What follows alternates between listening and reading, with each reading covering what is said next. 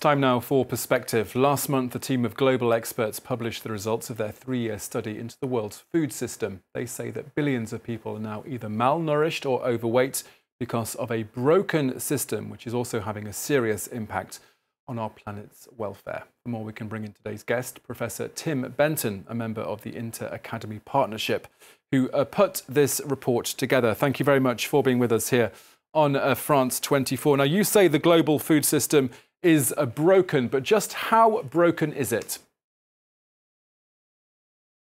That's a very good question. If you look at what we do around the world in producing food, we produce very large amounts of certain forms of food, mainly based on a very small number of crops.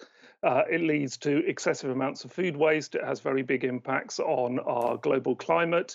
It has very big impacts on biodiversity. And above all, I think from a health perspective, under half the world's population is of a healthy weight, and a significant amount of the world's population is malnourished. So whichever way you look at it, our food system is not working in the way we would want it to. Is this, though, a problem that can be fixed? And if so, how can it be fixed?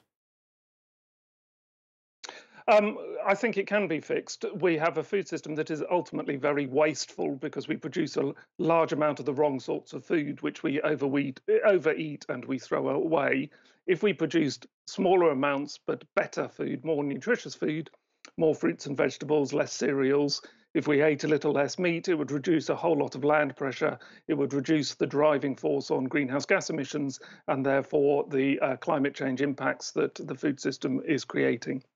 Do you have an idea of how much time we have left, though, to solve these problems? Well, if you look at healthcare systems around the world, and certainly in the UK, our healthcare system is really creaking because we've got aging populations which are increasingly overweight, obese, and suffering from non-communicable diseases like diabetes. There's a real urgency to deal with that by moving to more preventative healthcare. And from a climate change perspective, the IPCC report that was published in the autumn says we have about a decade in which to start turning around our climate emissions. So both of those things suggest that we need urgently to move towards healthier eating and more sustainable eating. Now, as you mentioned there, this report that you worked on took several years, I think 3 years to make. How did the team go about researching and writing this? So this is a really interesting project because it's 130 national academies around the world coming together in the InterAcademy Partnership, all of them setting forward expert advice. That was collated into 4 regional reports covering Europe, the Americas, Africa, and Asia Pacific. And all of those reports were then synthesized into this overall global report. So this has it's not just the expert group that put it all together. This has the kind of imprimatur of all of the global academies that lead the world science to say, actually, we've got a problem here, guys. Let's do something about it. Now, the COP24 climate summit wrapped up in Poland at the weekend. What do you make of the roadmap that diplomats and ministers agreed to there?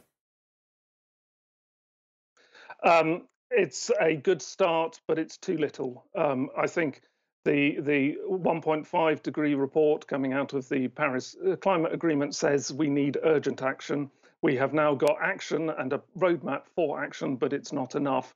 So somehow we've got to encourage people to take this matter seriously, because if we move into a world where we have runaway climate change towards the end of the century, there will not be enough food to go round. It will be a very difficult place for our children and grandchildren to live in.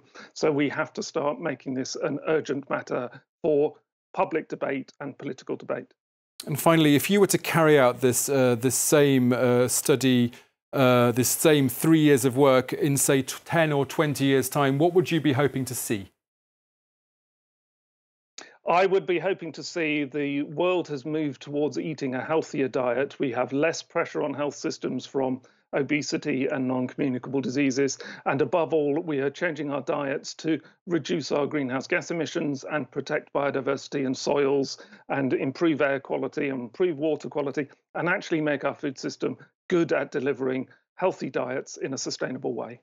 Professor Tim Benton at Leeds University, thank you very much for being with us on today's Perspective. Thank you.